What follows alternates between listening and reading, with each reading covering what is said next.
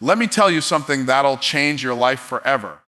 There are 4 areas that will either make you a master or make you a slave: your mouth, your mood, your money, and your mind.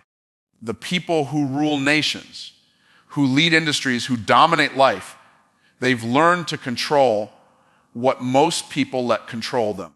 So today I want to talk to the version of you that's been hiding behind excuses, behind emotional storms, behind the chaos of distraction, and awaken the discipline of dominion. Because when you control these 4 things, you stop surviving and you start creating. Let's start with your mouth. Life and death are in the power of the tongue. You don't realize it, but your words are prophecies.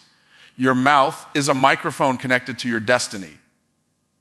Every time you say, "I can't," you are authorizing failure to operate in your life. Every time you say, "I will," you are releasing a spiritual contract for success. Stop cursing your future with casual words. Speak as if heaven is recording every syllable, because it is. Champions don't talk about what's going wrong. They declare what's about to go right. Control your mouth and you'll start controlling your direction. Now, your mood. This one's powerful. You can't lead your life if your emotions are leading you. Most people are emotional roller coasters. Up when it's easy, down when it's hard, happy when they win, broken when they lose. But leadership starts when you can say, "I don't feel like it, but I'll do it anyway." Your feelings are indicators, not dictators. Maturity is when you stop needing to feel good to do good. You don't wait for motivation, you move with discipline. Emotions follow motion, not the other way around. Control your mood, and you'll stop giving away your peace to situations that don't deserve your power. You've got to understand something deep right now. Your mouth is not just a tool for communication, it's an instrument of creation. Every word that leaves your lips is an architect building the house you will one day live in. Most people don't realize they're prophesying their own failure every single day. They say things like, "I'm tired, I'm broke, I can't do this." And they wonder why life keeps echoing back struggle and lack. But the universe, the marketplace, and even heaven itself are responding to your words. You see, your mouth is a magnet. Whatever you speak consistently, you attract. So if you want to change what you see, you've got to start by changing what you say. Because your mouth doesn't describe your world, it designs it.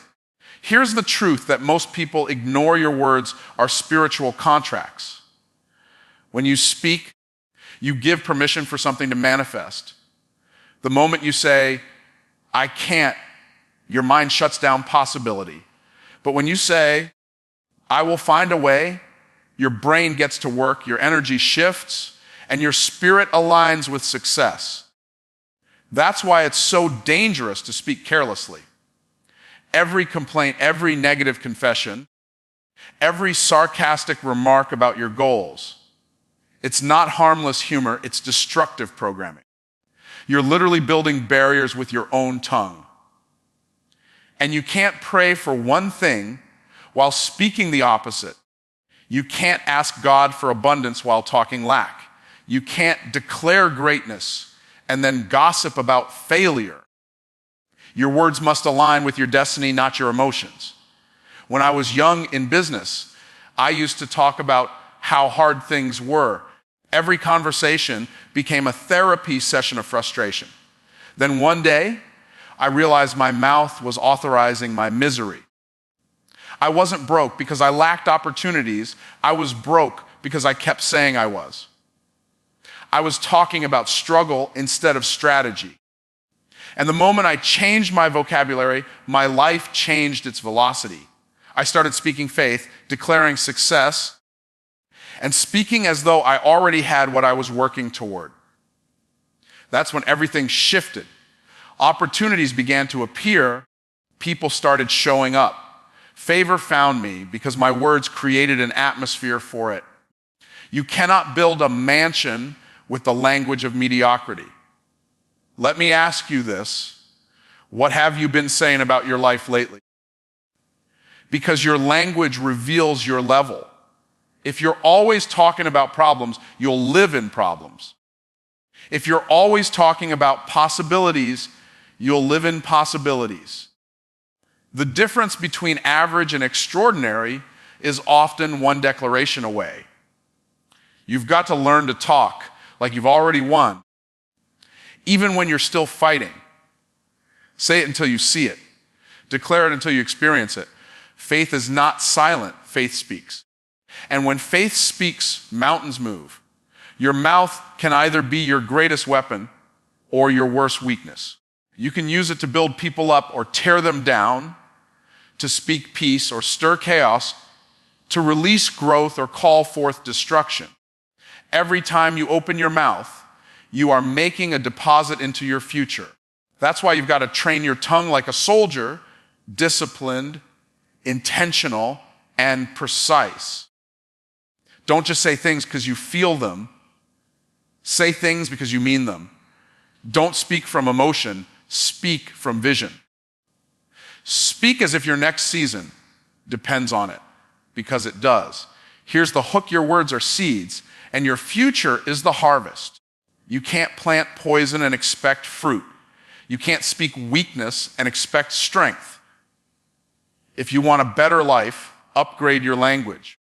Replace "I can't" with "I will." Replace "I'm trying" with "I'm doing." Replace "someday" with "today." Every time you declare something positive, you are pulling your future closer to your present. You are commanding alignment between your intention and your manifestation. So stop speaking like a victim and start talking like a victor. Stop giving your problems a voice and start giving your purpose a platform. Because when your mouth gets under control, your mission gets unstoppable. And when your words start matching your worth, that's when heaven, people, and opportunities all begin to respond in your favor. Your mood is one of the greatest indicators of your maturity. And the truth is, most people never learn how to master it. They let their emotions dictate their energy, their reactions, their consistency, and ultimately their destiny. You see, emotion is a wonderful servant, but a terrible master. If you let your mood run your life, it will run you straight into regret. Every successful person you've ever admired has one thing in common. They learned how to do what needs to be done, whether they felt like it or not. That's the difference between average and extraordinary. Average people act on emotion. Extraordinary people act on intention. The people who win don't wait for a feeling. They create momentum with discipline. You've got to stop letting your feelings decide your future. Feelings are temporary, but the consequences of giving into them can be permanent. There are days you won't feel motivated. There are moments when frustration, doubt, or even fear will creep in. But that's when champions are made, not when everything feels right, but when everything feels wrong and you move anyway. When you push through the resistance, when you refuse to bow to the mood of the moment. That's when you unlock your real strength. Growth begins when comfort ends. You cannot lead a powerful life with a fragile mood.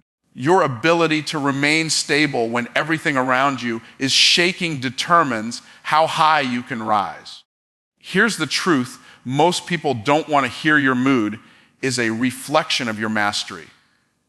If you're easily angered, easily discouraged, or easily distracted, you're still letting circumstances control your chemistry. But when you learn to control your inner weather, no storm outside can stop you.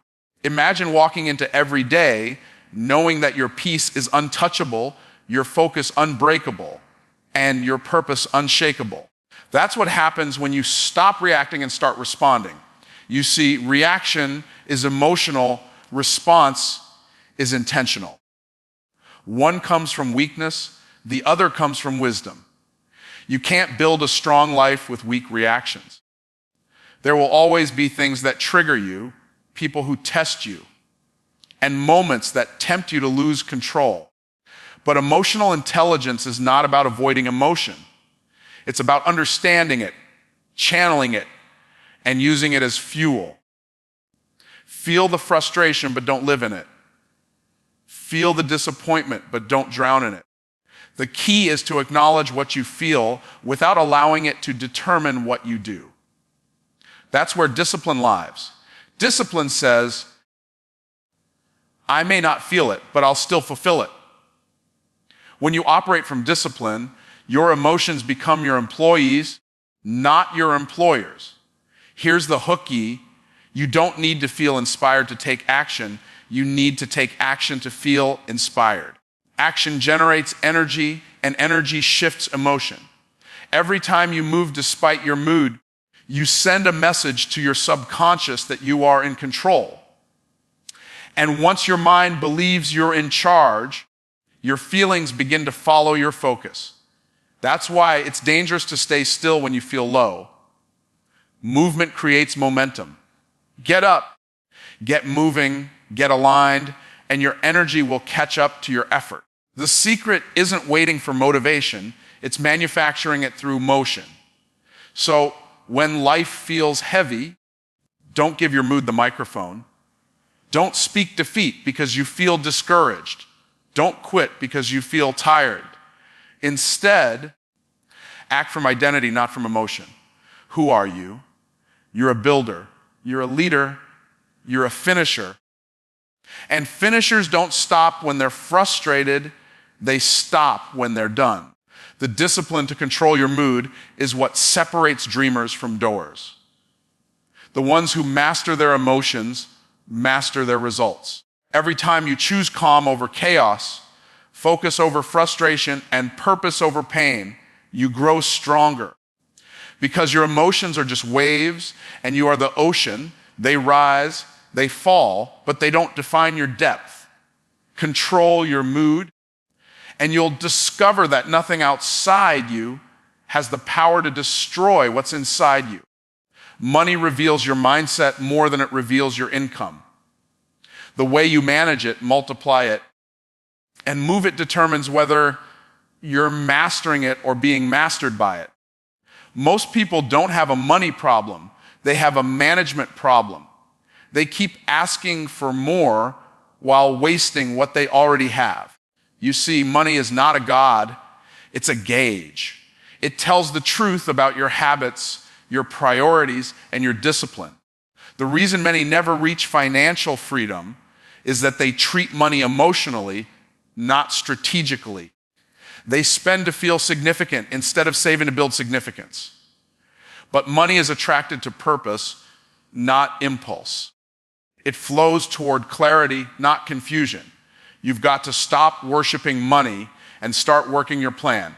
When you chase money, it runs. But when you chase mastery, money starts chasing you. Wealth isn't about stacking cash, it's about creating systems. Systems that make money move even when you don't. That's what separates those who survive from those who succeed. You can't just earn, anyone can earn.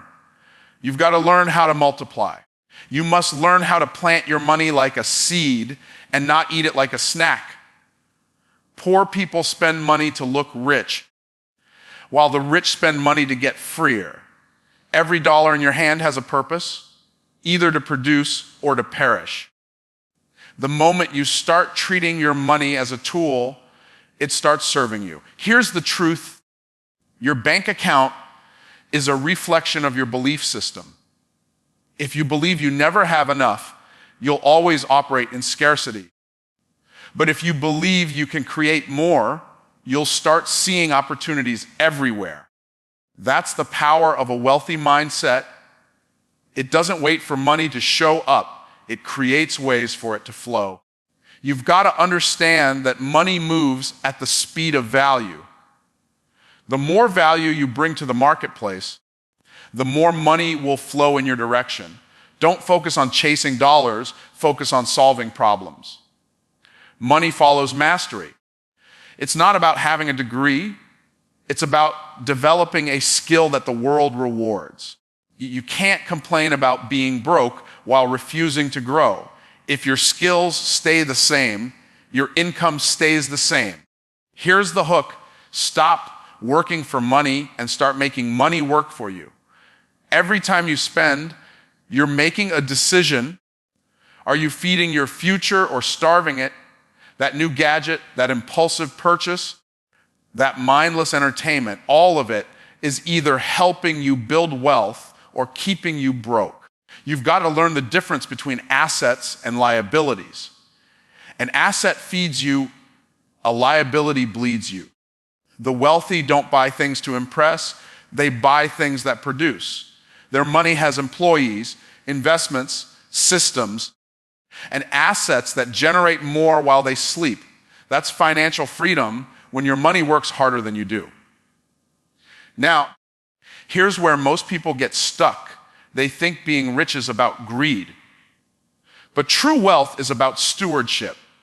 It's not about hoarding. It's about handling. Can you manage what you've been given? Because if you can't handle 100, you'll never handle 1,000,000. God doesn't multiply mismanagement. He increases those who know how to protect, plan, and purposefully use what they already have. You don't pray for overflow while living in overflow waste. You create capacity first through discipline, budgeting, and intentional investment. And then the blessing comes. Money has energy. It listens to confidence. When you operate in fear, it flees. When you operate in purpose, it follows. So start commanding your money with strategy. Tell it where to go before it decides where to disappear. Create a budget, not as a restriction, but as a declaration of control. Track your income, direct your expenses, and invest your increase. Every controlled dollar is a step toward your destiny. Don't let your emotions make financial decisions your wisdom will have to fix later. Let this sink in. Money doesn't change you. It exposes you. If you're irresponsible with a little, you'll be irresponsible with a lot. If you're generous with a little, you'll be generous with a lot. So build the character before you build the account. When your mindset matures, your money multiplies. When you respect money, it respects you. When you honor it as a resource for impact, not just indulgence, it starts flowing into your hands with purpose. Because in the end, controlling your money isn't about having less fun. It's about having more freedom. And freedom, not fortune, is the real measure of wealth. Your mind is the engine that drives every result in your life. And until you learn to take full command of it, you'll always find yourself fighting battles that only exist in your imagination. Everything you see, everything you experience, and everything you achieve begins with a single thought. The quality of your life will never rise above the quality of your thinking. You can't live a high-level life with low-level thoughts. You can't expect abundance while entertaining scarcity. The world doesn't change when you get a new job, a new car, or a new relationship. It changes when you get a new mindset. The most dangerous prison is not behind bars. It's the one built inside your head. The mind is both a battlefield and a breeding ground. It's where doubt tries to plant roots, and it's where vision tries to grow wings. The question is, which one are you feeding? Most people spend their entire lives trying to fix external problems that are really internal ones. They chase opportunity while carrying a mindset of limitation. They pray for success while thinking like failure. And the truth is, you can't have a millionaire life with a minimum wage mindset. You can't keep saying, oh, it's impossible and expect to see miracles. Your mind must be renewed before your life can be transformed. Here's the hook. You are not what you think you are, but what you think you become. Every thought is a seed, and your reality is the harvest. If you constantly focus on fear, you'll find reasons to hide. If you focus on faith, you'll find ways to rise. The mind doesn't care what you plant. It will grow whatever you water. That's why you must be ruthless about what you allow in it. Guard your thoughts like a vault, because they're creating your future, even when you're not aware of it. Stop letting negative people rent space in your head. Stop replaying past pain like it's a movie you can't turn off. You can't walk into your next chapter while reading the last one. Most people don't realize that their thinking is borrowed. Their beliefs come from family, culture, fear, and failure, patterns programmed by the past. But here's the truth. Your past may have shaped you, but it does not have to define you. You have the power to rewire your thoughts and rewrite your future. Every time you catch yourself saying, I can't, replace it with I will. Every time you think, I'm not enough, declare, I am equipped. That's not arrogance. It's awareness of who you were created to be. The mind becomes your greatest weapon when you train it to serve your vision instead of sabotage it. Here's what the great ones understand. The battle is won long before the action begins. Success doesn't start on the field. It starts in the mind. The moment you believe it's possible, your brain begins aligning your habits to make it real. That's why confident people seem unstoppable. It's not that they don't face fear. It's that they've trained their minds to obey faith instead of fear. They've made peace with discomfort.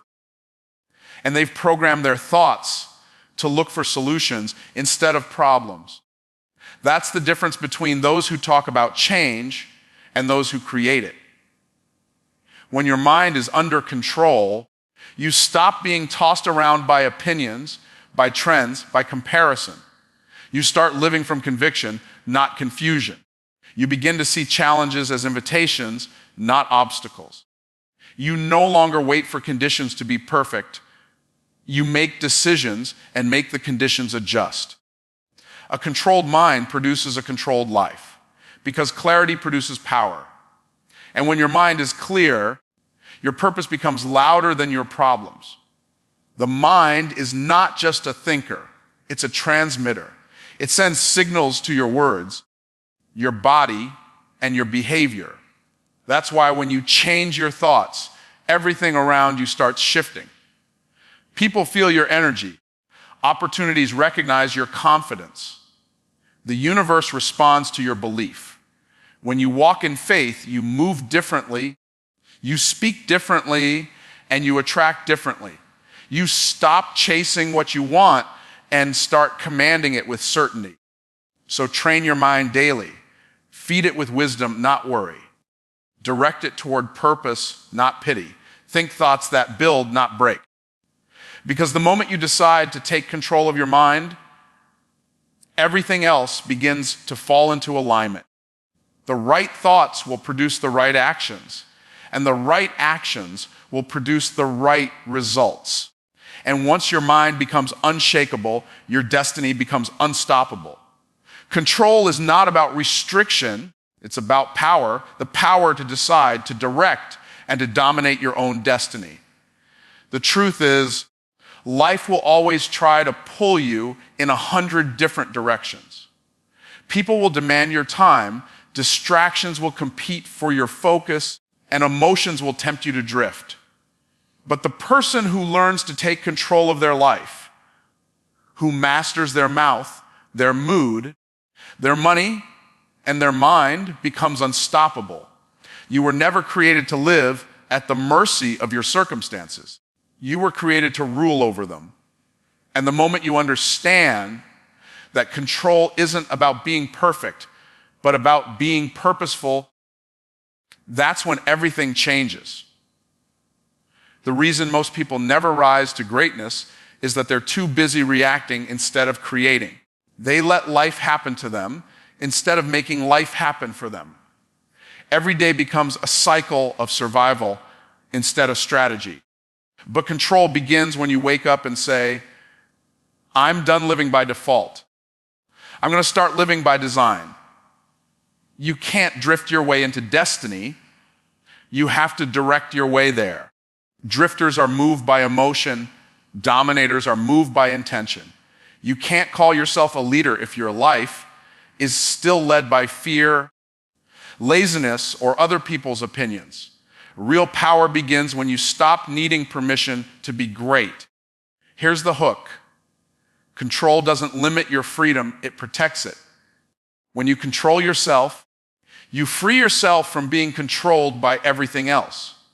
You're no longer a slave to moods, money, or mistakes. You become consistent, grounded, and dangerous in the best way possible. Consistency is a superpower that most people underestimate. While others are waiting for motivation, you're moving with momentum. While they're stuck overthinking, you're executing. That's the difference between dreamers and doers. Dreamers wait for the perfect moment. Doers make every moment perfect. When you decide to take control, procrastination loses its grip, distractions lose their power, and excuses lose their voice.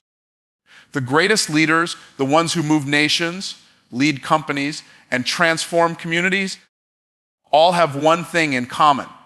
They mastered themselves first. Because you can't lead others if you can't lead you. Self-control is the foundation of influence. It's the quiet discipline that fuels loud success. When you're in control, you stop chasing validation and start operating from vision. You stop competing and start creating. You stop seeking comfort and start seeking calling. Every decision becomes intentional, every action becomes aligned, and every step moves you closer to destiny. Control also means learning when to say no. Every yes costs you something. Your time, your energy, your peace. People who lack control say yes to everything and end up losing themselves in the process. But when you understand your purpose, you start protecting your priorities. You say no to distraction so you can say yes to destiny. You say no to short-term pleasure so you can say yes to long-term power. You say no to mediocrity so you can say yes to mastery. That's what control looks like. It's not about doing everything. It's about doing the right things with conviction. Here's another truth. Control brings clarity. When you're scattered, you can't see direction. But when you slow down, focus, and take command of your environment, your next steps become visible. Life stops feeling chaotic and starts feeling intentional. You stop being pushed by problems and start being pulled by purpose. You stop asking, what should I do? And start declaring, here's what I will do. That shift from confusion to confidence is the birth of leadership. So every morning you wake up, remind yourself that you're the author of your story. You have the pen. You decide how the chapter unfolds. You decide how you respond to adversity, how you invest your time, and how you guard your energy. Control is not about perfection, it's about direction. You may not control everything that happens to you, but you can always control how you respond, how you grow, and how you rise. And that's the difference between those who wander and those who win. The ones who win don't wait for life to hand them power. They take it, shape it, and use it to build something that lasts. Because when you take full control of your life, everything that once controlled you starts to bow in your presence. That's when you stop existing and start evolving. That's when you stop reacting to life and start commanding it. So here's the truth. If you can control your mouth, mood, money, and mind, there's no mountain you can't move, no vision you can't manifest, no dream too big for your reality. You were born to dominate, not drift. God didn't design you to react. He designed you to rule. So from this moment on, speak with authority, act with discipline, steward with wisdom, and think with faith. Because when you take control of what's inside you, everything outside you begins to obey.